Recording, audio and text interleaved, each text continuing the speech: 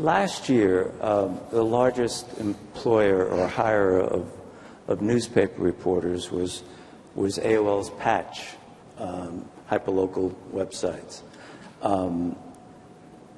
Do you feel any heat of competition from them, or is that last year's news?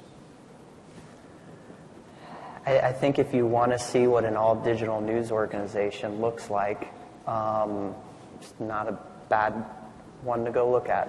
I don't think they'll ever make money. You don't think they'll make money? Because?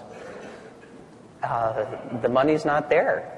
I mean, there are things that you can do with digital advertising, and the vast majority you can't. And there's a reason that CPMs are so low. And ultimately, I believe that a digital-only news organization is a really niche product, and it will likely never be an institution. And if it is, I don't see a path to how it gets there. So when the digerati, people like Clay Shirky, for instance, argues that in fact the print newspaper is a dinosaur, and it will be replaced by digital newspapers. You challenge it. Do you challenge that too? Do you believe? Yes. Explain. Well, I think Jim Maroney hit it on the head yesterday in his talk. Both mediums will be around for, he said 10 years. I'd go a little longer than that, but I think they complement one another, and I don't think it's an either-or proposition at all.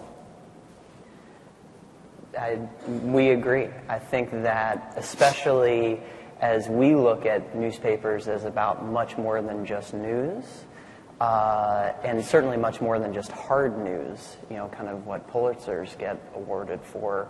There are things that you can do in print that you certainly not anytime soon will be able to do digitally, and maybe never. Like? Will you ever tape your iPad to the refrigerator? Will you ever pin your phone to your cubby, to your cubicle? Will you ever make a scrapbook by printing out emails? All of the things that newspapers do are not simply about conveying little bursts of information. Much, I believe, of what newspapers do is inspire their community, connect their community, reward, recognize individuals and institutions in their community, and ultimately there is no substitute for the tangible manifestations of that, and that's print. Aaron, how did you, if I can just stay on this point, your career was not in newspapers and journalism. How did you get religion?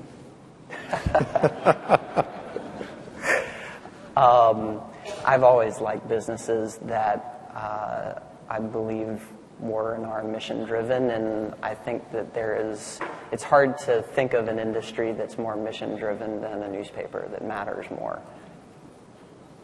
And I think on the digital versus print question, I think it shouldn't be lost that newspapers are not defined by whether they're ink on paper or iPhones or digital. It really is about credibility, fact-checking, the powerful brands that all these businesses carry with them. I mean, whether it's the Orange County Register, the Washington Post, or New York Times, or the Grand Island Independent.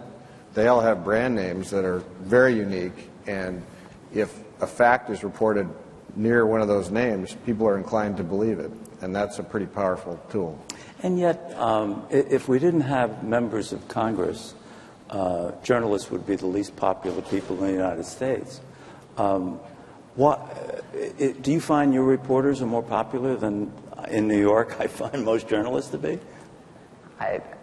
I don't think, I haven't seen any data on the popularity of journalists that way. I mean, I can only speak to the papers that we own and or have looked at, and I think that people in the community, even those who don't subscribe to the newspaper, place incredible value in the existence of the newspaper, and by extension, the journalists and the work that they do.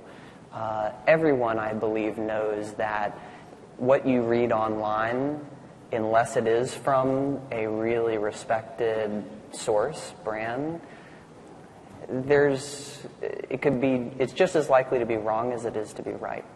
In fact, more likely in some ways to be wrong than right. And I believe that whether somebody might disagree with a columnist or a journalist is one thing, but as a group and as a whole, there's no democracy without journalists. You cannot have a democracy without newspapers.